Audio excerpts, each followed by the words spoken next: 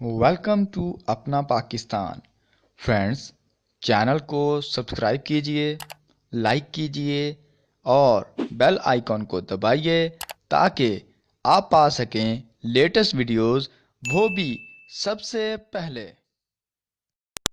दोस्तों, इस वीडियो में आज हम आपको बताएंगे एक ऐसे जहाज़ के बारे में जो कायद-ए-आज़म मोहम्मद अली जिन्ना के ज़ाती इस्तेमाल में रहा।